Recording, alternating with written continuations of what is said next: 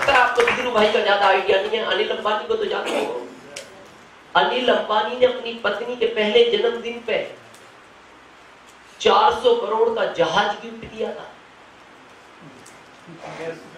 400 करोड़ का, जो आज भी समुद्र में बता है गुलाटी सर, उसका 12 लाख रेंट देता है वो, क्योंकि वो यादाश्त है पहले, उसमें एक ही दिन बैठी थी उसकी पत्नी। 400 करोड़ का। तो आप निराश मत होना, अपन भी अपनी पत्नी को जन्मदिन पे जहाज दे देते हैं जो 70 रुपए का बाजार में मिलता है। पत्नी बोलती है छोटा लाए, बोले घर में पानी नहीं है, इतना बड़ा समुद्र में चलता है बड़ा।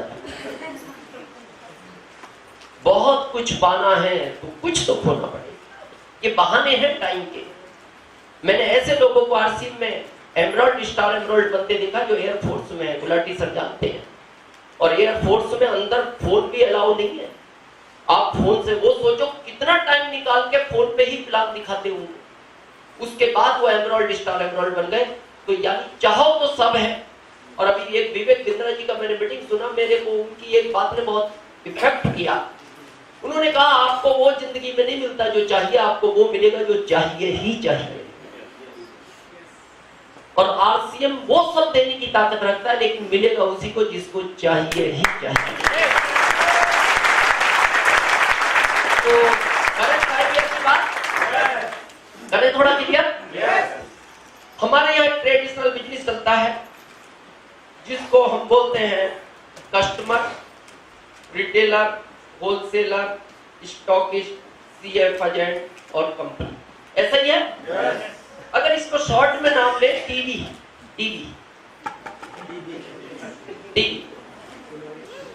तीन तरह की टीवी होती है, तीनों टीवियों ने खत्म कर दिया लोगों। एक तो अभी आपको बताई थी, एक ये और एक बीमारी। ये टीवी भी खतरनाक बीमारी, इसमें आदमी खत्म हो जाता है, उसमें भी नहीं बचता और इसमें भी नहीं बचता। जो लोग इसमें गए उनसे मिलना, ये भी खतरनाक कॉन्सेप्ट। अब इसमें होता क्या है ये समझो। जो चीज हमें 100 में मिलती है वो 55 में प्रॉफिट के तैयार होती है, बीच का 45 इनमें चला जाता है। ये पूरी दुनिया में जाता था 70 साल पहले, लेकिन 70 साल पहले एक फैसला हुआ। मैं थोड़ा क्लियर करूं इस कॉन्सेप्ट को, क्योंकि बहुत लोग इस पे भी प्रश्न उत्तर करते हैं। बहुत लोगों का पता क्या मानना है, ये कंपनियां वो उतरती हैं डीएसएम में जिनका प्रोडक्ट नहीं बिकता।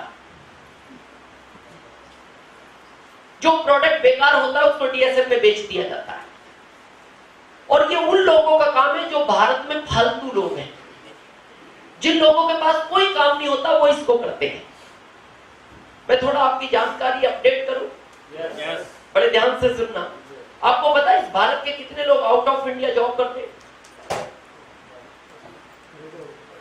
1% से ज्यादा, यानी लगभग 1 करोड़ से ज्यादा। अब मैं आपसे पूछना चाहता हूं वो आंकड़ा मेरे को बताओ जो आउट ऑफ इंडिया के लोग इंडिया में जॉब करते हैं। 0.1% भी नहीं है। पता है क्यों?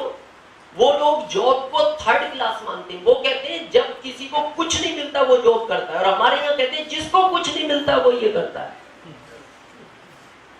अगर आप आउट ऑफ इंडिया की जानकारी दोगे, डीएसएम को वहां इंटरव्यू लेके ही ज्वाइन कराया जाता है। अपने यहाँ तो जोड़ दो बस, आजा।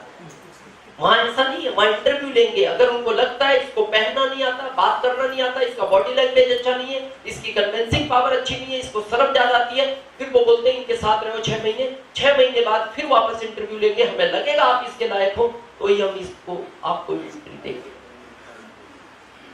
तो मैं जो आपका कॉन्सेप्ट क्लियर करना चाह रहा हूं वो ये करना चाह रहा हूं कि 70 साल पहले इस कॉन्सेप्ट में प्रॉब्लम क्या थी वो थोड़ा मैं क्लियर कर दूं, क्योंकि बहुत लोगों को इसके बारे में गलतफहमी है।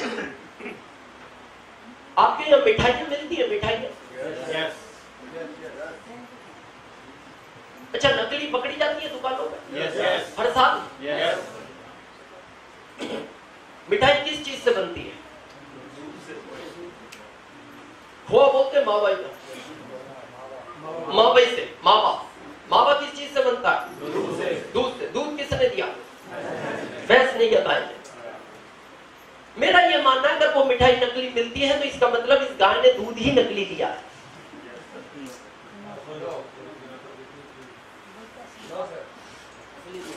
ये कहती है कभी भी चेक कराओ ओरिजिनल की गारंटी है, कभी भी चेक कराओ ओरिजिनल की गारंटी है, यानी कंपनी सही है अपनी जगह। अब खरीदने वाला बोलता है मैंने पैसा पूरा दिया है, मेरे को इसने कहा 500 रुपए किलो मिठाई में मैंने 500 दिया, इसने कहा 1000 रुपए किलो है मैंने 1000 दिया, यानी ये भी ईमानदार है। भाई वहां कोई मोबाइल कनेक्ट है क्या उससे? थोड़ा सा अलग हटा दो माइक से प्लीज, हाँ वो डिस्टर्ब हो रहा है। यानी कंपनी भी ईमानदार है और ये ग्राहक भी ईमानदार है। इसने कहा मैंने पैसा पूरा दिया, इसने कहा मैंने दूध ओरिजिनल दिया। फिर पूछा गया भी गड़बड़ क्या है? इन्होंने कहा जी कुछ गड़बड़ नहीं है, 45 को 90 करने के चक्कर में हमने बीच में झोल झाल कर दिया। तो इनको पूछा गया क्यों किया तुमने, क्या तुम्हारे अंदर इंसानियत नहीं है? अरे इसने पैसा पूरा दिया, उसके बाद ये तुम्हारी मिठाई खा के बीमार हुआ, इसको हॉस्पिटलाइज होना पड़ा, मेडिकल में पैसा लगा, घर वाले टेंशन में चले गए, क्या इंसानियत नहीं है? इसने कहा बात तो सही, नहीं करूंगा मैं ये गलत काम। ये मान गया, लेकिन ये नहीं माना। फिर इसको समझाया, ये मान गया तू मान जा, तो ये भी मान गया कुछ दिन बाद, लेकिन ये नहीं माना। जब ये नहीं माना, ये कहता है ये नहीं मानते तो मैं क्या करूंगा, ये भी शुरू हो गया।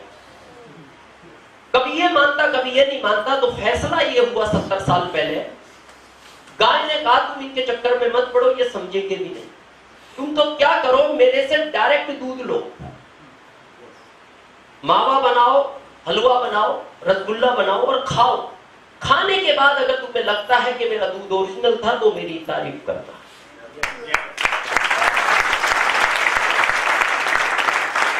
तो किसी ने कहा जब ओरिजिनल मिल गया तो तारीफ करने की क्या जरूरत है?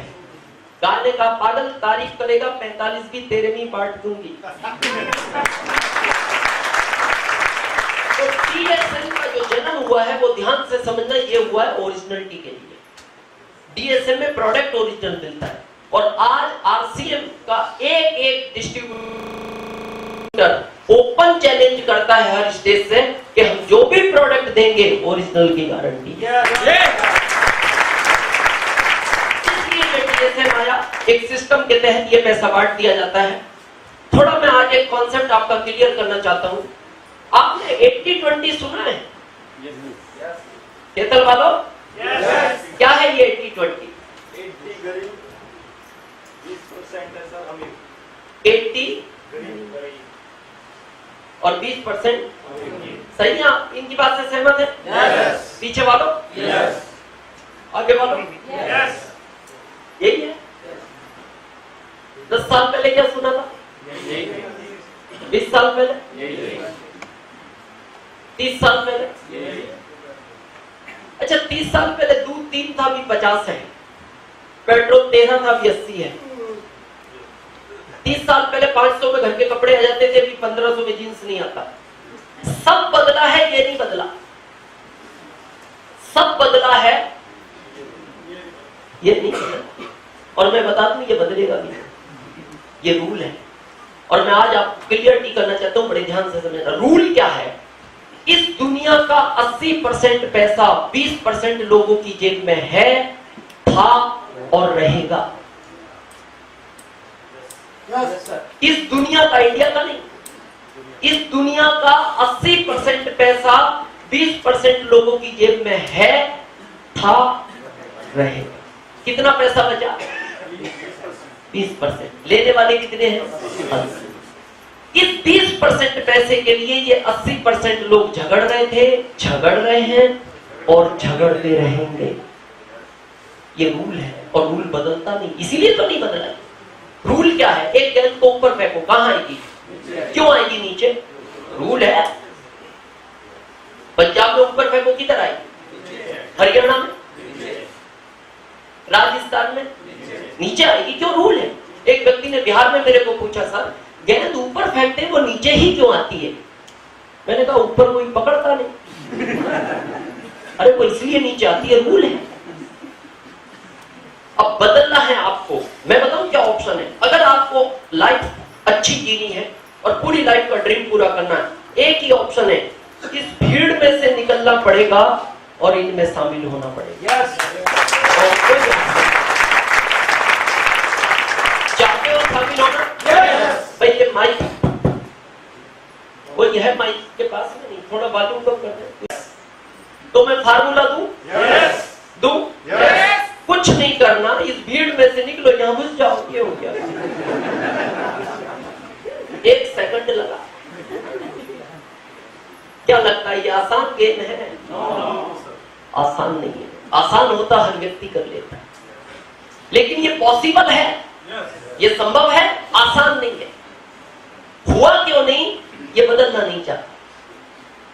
ऐसा नहीं ये लोग समझदार नहीं है, पढ़े लिखे नहीं है, ये इंटेलिजेंट लोग हैं। मैं बताऊं समस्या क्या है इनके साथ। समस्या सुनना, आप किसी जानवर को नदी या नहर में फेंको, किसी भी जानवर को, कुत्ता, खरगोश, बिल्ली, चीता, आपने डाल दिया उसको नहर में, पता क्या करेगा? बाहर निकलेगा, और बाहर निकलने के बाद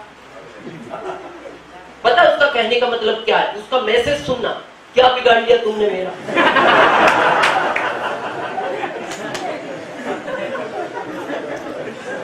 क्या बिगाड़ लिया भाई तुमने? मेरे को गीला किया, मैं बाहर आया, वैसे ही हो गया। इनके साथ समस्या क्या है? ये मीटिंगों में जाते हैं, सुनते हैं, सब समझते हैं, हॉल के बाहर निकलते हैं